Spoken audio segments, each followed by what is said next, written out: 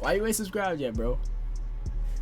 It ain't nothing to subscribe, bro. It's free, bro. Hit the subscribe button. Join TOK right now. Don't be a lame. Join the gang, stupid. Let's lock the fuck in. The 90s or the early 2000s, there's an extremely high chance that you watch some of Dan Schneider's shows. It was like impossible to avoid him. It'd be like trying to dodge raindrops during a thunderstorm. Dan Schneider during this period was the king of children's television programs. He made some of the most influential productions like Drake and Josh, The Man. Drake and Josh, A1. I ain't gonna lie. I ain't gonna lie. Shit was A1. If you saying that shit's not A1, name something better. Name something better. Name something better. On Nickelodeon is better than Drake and Josh. I'm waiting. Exactly.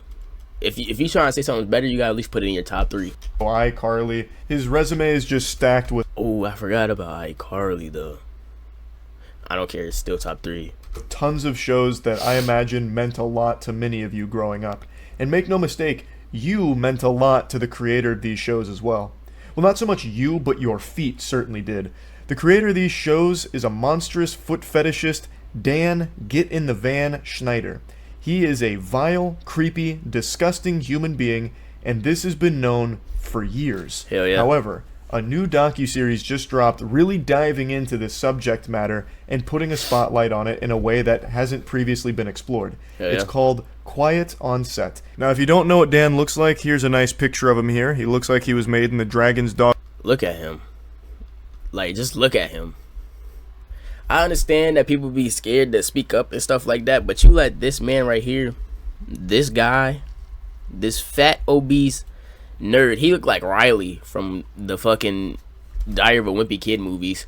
You let this motherfucker right here control your life because you was scared to open up and speak, bro. This fat guy, just because you didn't want to ruin your career, but no, fuck that, bro. Dogma 2 character creator. And Dan Schneider has become the face of Quiet on Set. However, it actually explores more than that. It's like a whole deep look at all of the horrible things that were going on during these Nickelodeon productions. It's more than just Dan, but he obviously plays a central role here because he made these shows. He was the head honcho of most of this. And he was well aware of some of these terrible and downright criminal things that were going on behind the scenes on some of these shows. And the reason I mention the foot fetishism off rip here is because that was one of the first things that people really caught on to in the public eye. After Dan's glory days at Nickelodeon, people started to pick up on how odd it was that a lot of these children's shows had an emphasis on feet. Pretty frequently, it was a common thread throughout. Hell yeah. Hell yeah. I ain't gonna lie, the feet shit was like heavy on that. Especially on iCarly. That shit was OD up there. A lot of these shows, like feet humor and having these child actors and actresses displaying their feet. And in 2013, one of the shows Dan worked on, Sam and Cat, actually ran a competition where kids were supposed to submit pictures of their feet to them. Whoa, I Like, never that's Hey, yo, weird. pause. I No never matter- knew that. I never knew that. Hey, yo, I never knew that. Yo, Dan out here trying to get he trying to get 3-year-old feet too. What the hell? How you Nah. spin it, that's a really weird thing to request from your audience of children, to take pictures of their feet for you. That's just downright creepy and wrong. Yeah. I can't believe that tweet is still up, by the way, over a decade later, and no one thought to delete that. That is impressive. But anyway, people started to pick up on Dan's fixation with stompers, and it seemed like his fetish was bleeding into his work, and he was having the children unknowingly participate in it by having them display their feet. That's what it seemed to a lot of people, so it was obviously very concerning, so people did more and more digging. Nah, They that found more and more tweet evidence of just sent Dan me, bro. being an awful piece of shit behind the scenes with a lot of shady things going on there, and it just led to this reputation that people for years have known that Dan blows loads to toes Schneider is not What, bro? a good person. And now, Quiet on the Set has released, and so much information has come out, not just about Dan, but about that entire Nickelodeon workplace around these child stars. Arguably the largest piece of new information that dropped during this docuseries was the sexual abuse Drake Bell. of Drake Bell by someone named Brian Peck. So, Brian Cook, my Peck boy. was a coach at Nickelodeon whom was sexually abusing Drake Bell. And he was Yeah. actually convicted in 2004. He spent 16 months in the Slammer, and then immediately upon release, landed a job with Disney. If that doesn't show just how rotten to the core this industry is, I don't know what will. There is deep-seated evil in Hollywood. What did he go to jail for? He went to jail for lewd acts with a minor. He is sex offender, a convicted sex offender. Holy dick. And he got a job at immediately Disney? got a Disney Channel job working on The Sweet Life of Zack and Cody. For real? Sweet Life? Yo, I ain't gonna lie. Sweet Life on Deck might be top 3 best cartoon shows in the planet that ever dropped. It might be top 3 best kid shows that dropped. I'm living a sweet life. Come on, bro. Come on, bro. You gotta recognize real. Recognize real.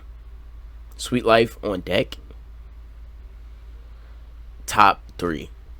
Drake and Josh, top 3. What's one? I'm gonna leave that to y'all. You feel me? Fuck. That's mind-bogglingly evil. Like that's not just irresponsible. That's malicious. It's not like they just made some kind of mistake where they put a sex offender in a role where he works almost exclusively with children. It's not like they made a whoopsie-daisy. They just happened to overlook that he's a sex offender. They knew. They would have to know, and they still hired him for that role regardless. That's scary. That's terrifying. They're actively enabling a fucking sex offender to potentially prey on more children. Drake also described that when he went into court, Brian Peck had the support of some very powerful and familiar faces. There were 41 character letters written to the judge asking for leniency for Brian Peck. God 41 damn, letters of 41? support from industry personnel that were trying to get a lighter sentence for Brian Peck, even knowing that he is guilty of the crimes for which he is about to face the punishment, asking for a more generous sentence. These weren't just 41 pieces of toilet paper with nonsensical scribblings on it from nobodies. These were 41 character letters that were submitted by industry personnel, some of whom were high up on the food chain, so these things carried weight. And they're advocating for someone who is guilty of sexually abusing a child. Holy shit. They just viewed it as not a big deal, I guess. Listen, Judge, crazy. I understand Brian Peck diddled a child. But that's like, no, that's not it. Let's compare and contrast right now. He's in the same predicament. He had a malicious charge with a child, so he was a sex offender. They signed him on Disney anyway. That's like signing a sex offender a job at a fucking middle school or elementary school and be like, oh, it is what it is. Like what do you mean? It's not is what it is. Like, come on, bro. Like, lock the fuck in. Who at Nickelodeon hasn't? Are you really gonna throw him away or put him away and throw away the key for that? What about season 3 of Drake and Josh? What actually matters here? Let's think about that. Like, this is crazy to me. It almost stops being surprising learning that Brian Peck landed a job at Disney right after his 16 months in prison for this crime, because it seems like that entire industry just does not give a fuck about the safety of kids to begin with. So like I said, Quiet on Set isn't just about Dan Schneider and all the weird shit that would go on in like the writer's room and the way he'd treat some people, just a whole plethora of different bad stuff. And in response to all of this, Dan Schneider himself actually stepped out from the shadows, leaving his little gopher's hidey hole and addressing it head on in one of the most painfully scripted and staged apology video interviews I've ever seen. Hey, it's Boogie. Oh, he got the footage? Oh, he's cooked. Debo on Nickelodeon's iCarly. Oh, that's Debo. The nigga with the stick, the donuts on the stick, some shit like that. He used to have everything on the stick. I've ever seen. Hey, it's Boogie. I played Tebow on Nickelodeon's Oh, I said Debo. Damn, Tebow. Yeah, the nigga with the sticks. iCarly. I got a chance to watch the Quiet on Set program, and I reached out to Dan to see if it was something that he'd be willing to discuss. Bro, you worked with him. What are you talking about? You should know these things already. I'm pleased to say that he said yes. Dan, how are you? I'm okay. The interview is not. That nigga looked like a goddamn serial killer. He like a retired ice cream worker. I'm about to bake. Conducted by Come a on, bro. professional. It's conducted by a former actor in Tebow. one of Dan Schneider's shows, and he is not equipped to handle something like this. This is the biggest load of baloney. Like, this is just some straight up fucking malarkey. There is no pushback from Boogie on anything in this interview at all. It's just strategic softballs designed to give Dan Schneider some kind of sympathetic PR win here, where he comes out of this looking better, where he comes out of this like not the bad guy.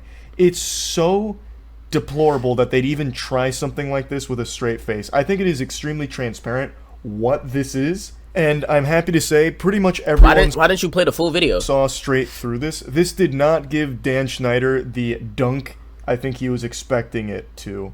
This did not make him look any better in the public's eye. It actually just made it look even more sinister that he was able to, it seems, pre-prepare this interview to mitigate the potential fallout from the docuseries airing.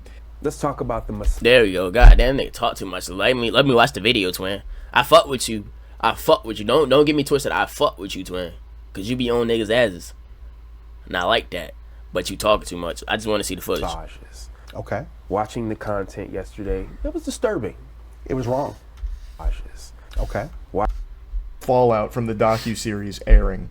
Let's talk about the massages. The massages. Oh, when he was massaging little kids.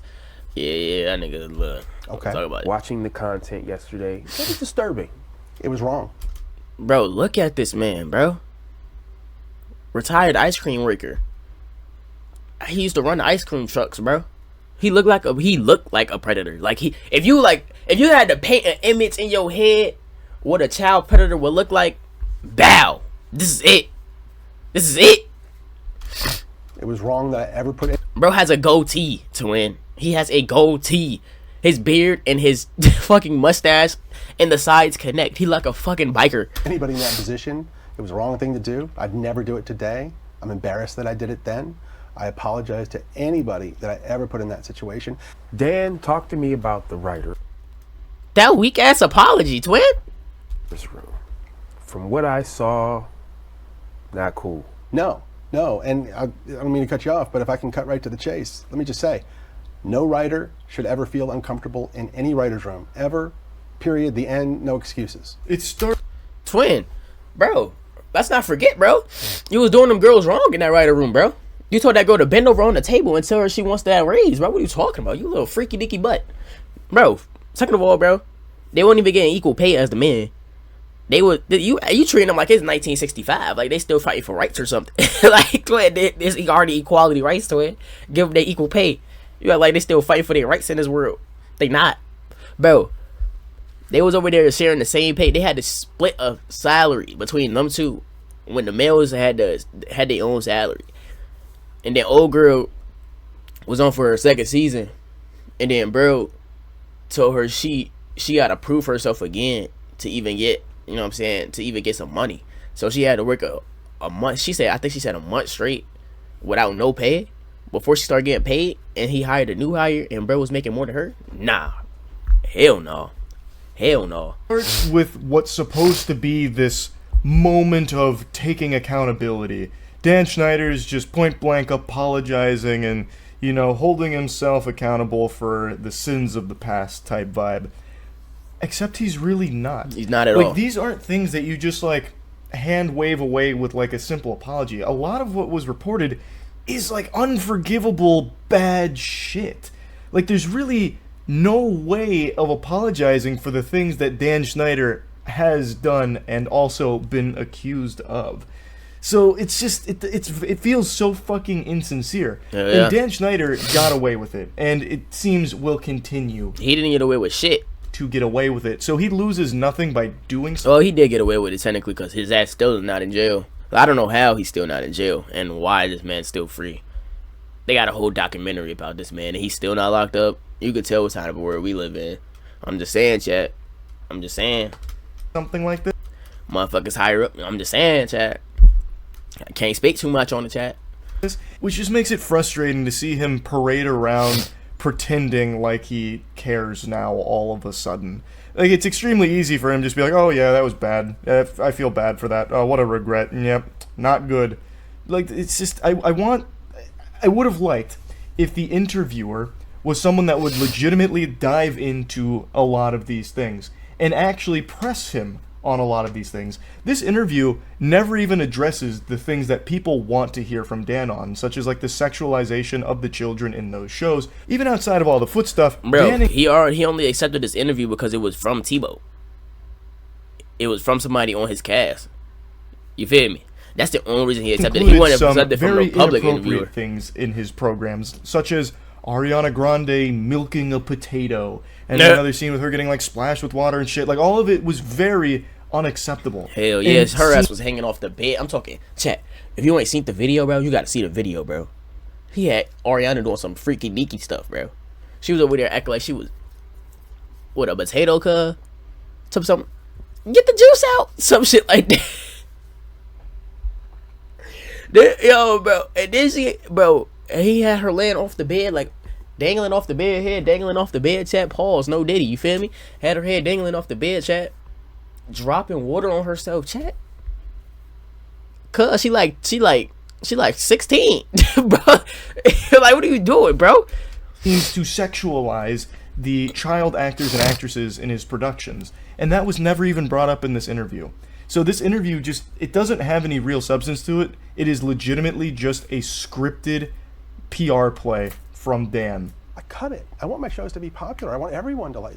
The more people who like the shows, the happier I am. Yeah. So if there's anything in a show that needs to be cut because it's upsetting somebody, let's cut it. So I think it's big for you to say with your work, if it's viewed as that today, you don't have a problem.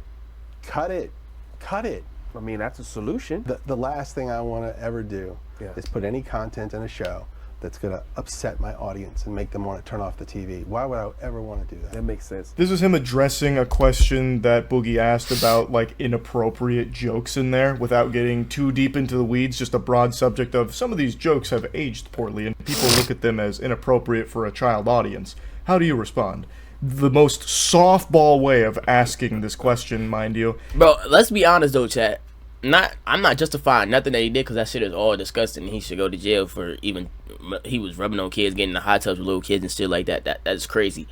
But we gotta recognize too, all old kids shows back in the day, they not even just Nickelodeon in general, like all kids shows back in the day in general, they used to do that the fucking undercover fucking sex jokes and this and that. They used to all do some shit like that. We gotta recognize that. They used to do that shit on Nickelodeon.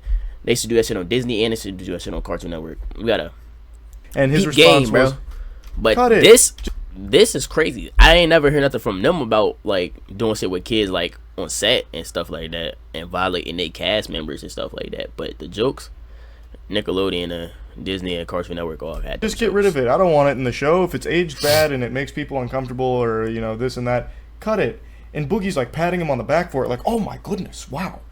That's so benevolent. What a great solution. Yeah, that makes sense. What the fuck? It's so easy for him to say that now, but it doesn't take away the fact that you filmed it. If you cut Ariana Grande milking a potato type shit, if you cut some of the foot stuff that you included in there, it doesn't change the fact that you still had the child actors and actresses doing that shit and were sexualizing them. It still happened. That's still bad. Yeah. Cutting it from the final product doesn't erase what you did. Hell yeah. It's so frustrating that there's no pushback on any of this in the interview. He just gets to let him say his piece and then get applause for it. It's so stupid. And when Drake and I talked and he told me what had happened, I was more devastated by that than anything that ever happened to me in my career thus far. 41 of those people wrote letters for Peck, character letters, praising him for who he was and asking for leniency, and they knew that he was guilty. They knew he had confessed to some degree, and they still did this. But Drake's mom, a lovely woman who I stay in contact with this day, she came to me at the time and she said, "Would you help me with my speech for the judge?" And I said, "Of course," and I did. Dan Schneider. That fake ass cry, you corny as shit, young boy. That was the fakest shit, and nigga took a minute from talking regular to get himself to help me. Stupid ass corny boy, what the fuck, dude? There's fishing for the Nickelodeon's Kid Choice Award for the best fake crying. It feels super forced and super insincere. Him tearing up while talking about this story. This is him talking about the Drake and Brian Peck case, where he mentions 41 people wrote those letters and it baffled him. And then Drake's mom actually asked him to help her write her piece, which he did. And that leads me to a question of, if you knew all this, why didn't you back up Drake Bell? The way it's described, Brian Peck had all of these people in his corner, but Drake really only had his mom and his brother. Why weren't you more involved then? Like, I imagine that could have been extraordinarily helpful. But regardless, this Type interview shit. doesn't do anything to change my perception of Dan Schneider or At all. anyone else's, really, I Fuck no. imagine. Because it's still nothing. This isn't really an interview. It's just a PR piece. Type shit. It just getting more views. Tragic to a shit, you feel me? But, hey man, what y'all think about this shit? What y'all think about Dan? What y'all think about everything, you feel me?